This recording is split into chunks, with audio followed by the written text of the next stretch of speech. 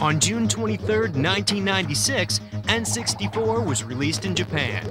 The results were nothing less than phenomenal.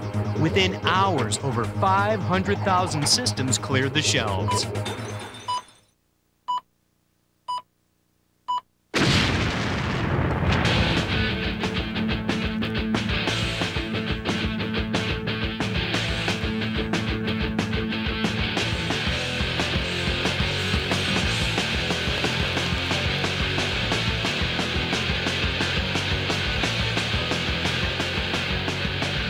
On September 29th, N64 is scheduled for release in North America. The system is about to change. But before it does, we decided to invite 3 of the best gamers in the country to put it to the test. This is N64.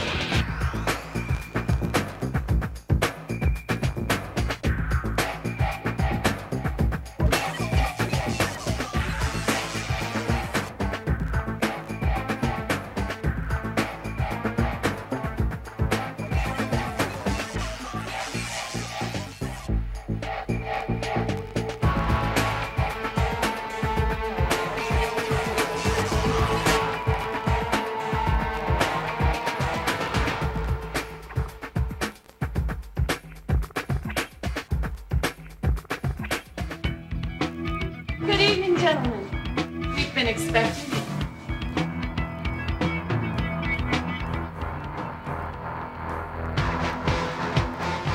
This is it, the power of N64, the driving force in the next generation of video games.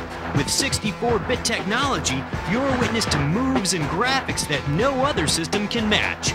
360-degree viewing, 3-dimensional graphic interpretations, anti-aliasing for crisp graphics, and too many other things that are just going to blow your mind.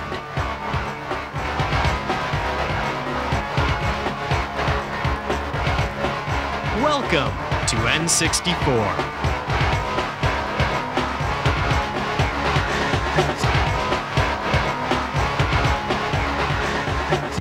Greetings, gentlemen. Your journey begins this way, and from this way we go that way.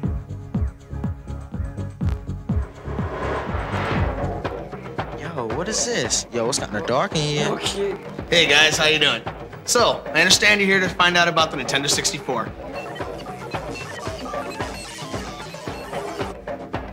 Nintendo 64, we call it that because it happens to be the world's first 64-bit hardware. Now, I could go on and on about all the technical stuff, but I think it's easier for me to explain that as I show you the game. Hello! So let me jump into the game. You notice that Mario's standing in this huge field outside of a big castle. Now, if I take the control stick and I just move it a little bit, you notice that Mario will start to tiptoe. If I move it a little bit farther, Mario will start this kind of slow walk. Crank it and he goes full-out sprint. Whip it in circles. Full 360-degree control. 360.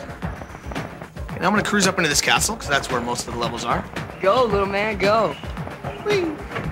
What kind of skills do you have, little man? Now that I'm inside of the castle, before I go show you a level, I'd like to show you some of the cool things that Mario can do. Now, I'm sure you've seen traditional Mario games. You know that Mario can do things like climb and jump on enemies, but now Mario's got some stunts. Check out Mario, man, doing those backflips. If I push the Z and then push jump, whee! Mario does a layout double backflip. Awesome. If I like run along, push Z jump, whoa, Mario jumps a mile. Oh, look at that. Did you see him climb? I can get Mario to do things climbing trees. I can get Mario to do things by hanging on ledges. I can do a ton of stuff with Mario. Oh, did you see that? Yo, you see the way he went to that door? No kidding. Here we go!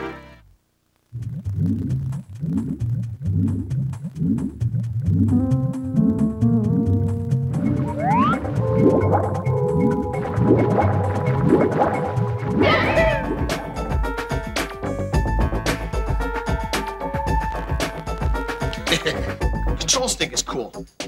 It actually allows full 360-degree control. Okay, so I'm gonna cruise along here and jump into this picture. Oops. Hey, how'd you do that? Actually, it was pretty hard. We had a bunch of R&D guys with busted heads. This level's kind of cool because there's swimming levels in the game, there's snow levels, there's other stuff. This level actually involves swimming as well as kind of some traditional platform stuff. However, now it's all happening in a 3D world. That's awesome.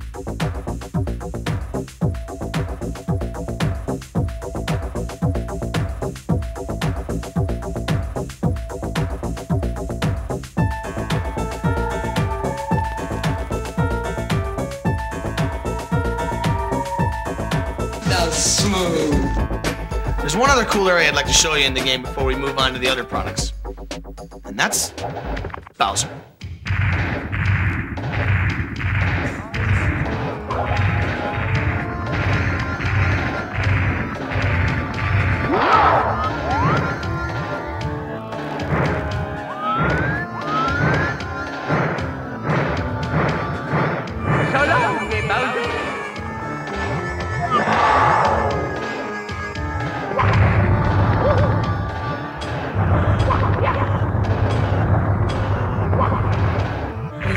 This is too cool. Now, I'm not going to go all the way through this level, but I just want to show you some of the cool things you can do in here.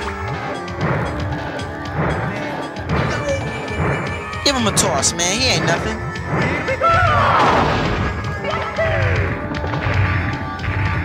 Anyway, I think I could go on for about the next 20 hours telling you about Mario 64, but I think it's time we move on to Armand, who's going to show you Pilot Wings.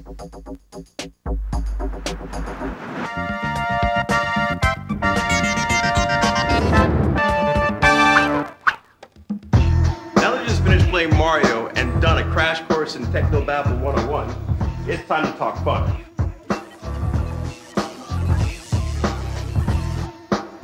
What's really different about Pilot Wings is that you get to deal with more than just airplanes. You've got hang gliders, you've got rocket packs, and you've got gyrocopters. It's the most unique flight simming game you've ever played in your life. When you're playing the game, you feel like that you're actually in the game. For example, in this hang glider level, there's going to be some rings you got to fly through. That's the first part of it. Now you got to be sure that you're making yourself steer really steady because the mountains are in close, okay? Now when you go through all the rings, make sure that you pull the joystick down to swoop your plane upward. Swoop just like that, just like that.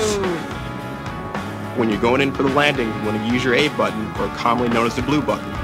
Use it to slow down speed if you're going too fast. Come in for the landing, and it's an A+ if you hit it right. Yo, this is unreal.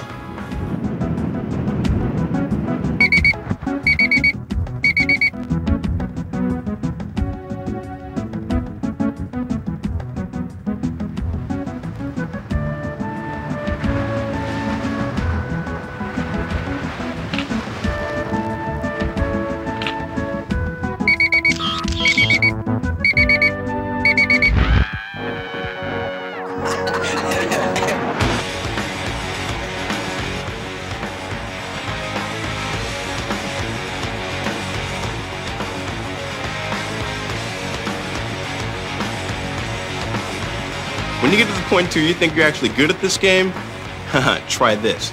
Try getting at least a silver or gold medal in all 3 events, and you're going to open your way up into some new hidden levels, like the cannonball stage. One thing that's really cool about the cannonball is that you can use the R button to change your camera angle, and that way you get a true feeling of yourself being in a real-time 3D environment. The jungle hopper. Haha, that's one of my favorites. In this area, the object is to jump across the USA. Now you want to use your analog joystick once again to make sure that you get the longest jump possible. You jump over this building here, and then you go around the bend and try to find the best way to get to the actual goalpost.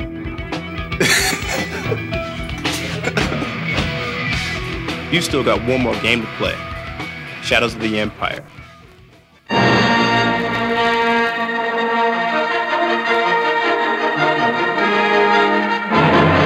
Well, I guess you 2 guys are here to see Star Wars Shadows of the Empire.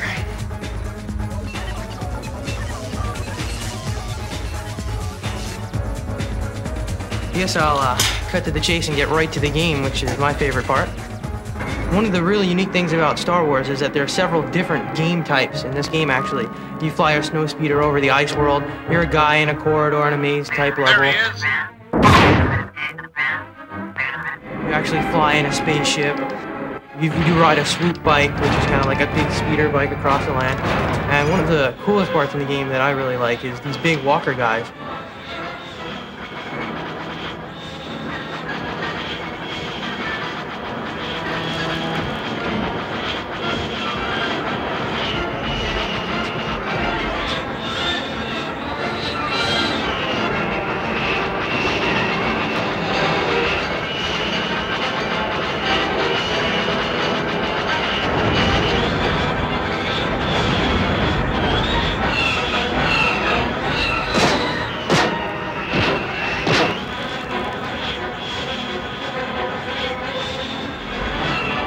can actually fly around them and wrap them up with a tow hitch. And you can circle them just like in the movie. And then you can trip them up. Love that part.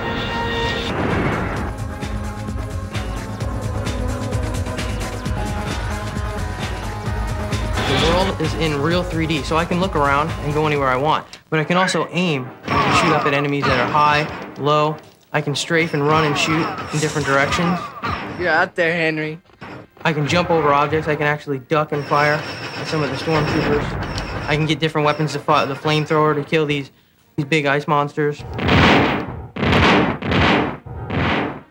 Okay, this is the flying over the Star Destroyer. And here you actually can zoom in to the cockpit. In every level, there's different views. You can zoom in and out. You can watch the guy from a third-person view, or you can actually watch from a first-person view. Here I have to destroy all these TIE fighters, watch out for asteroids. As you can see, the explosions here are just as good as the other level. Whoa! I just love that part.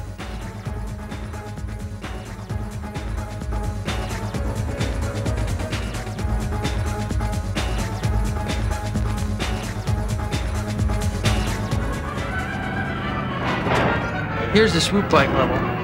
See, I'm chasing this gang inside the town. See how fast it gets. I can zoom out and look in a third-person view. See, I can see all the walls. I gotta try and bump them and stop them from getting to loot. I really like how fast this level moves. It's pretty overwhelming at first when you're inside the narrow confines of the town, but you get out later on and you actually get out onto the desert and you go over the Sarlacc pits and you have to do the jumps and go through the canyon. Insane. Here I can go anywhere I want and look at things. I can search the walls and stuff and find hidden items.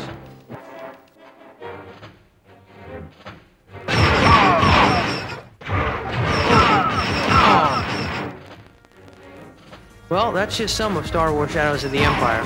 Whoa, those are 3 great games. We've only scraped the surface. There's more?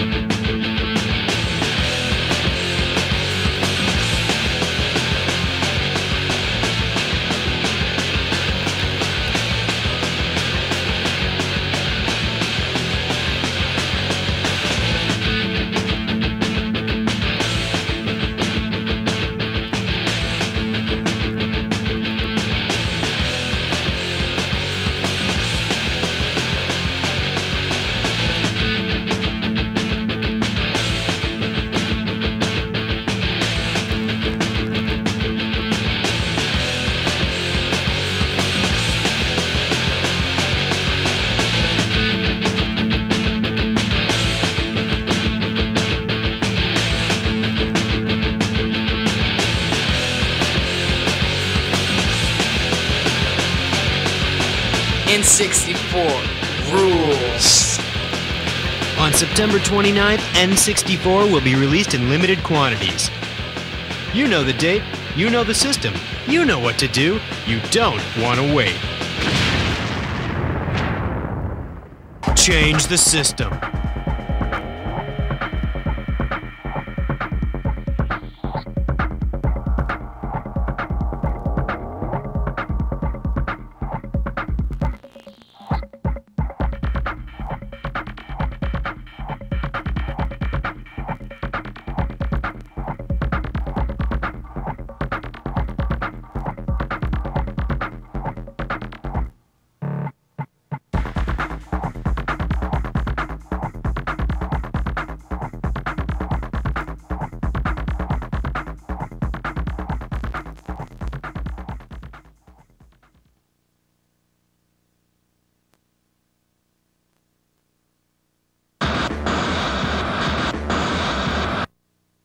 You still want more?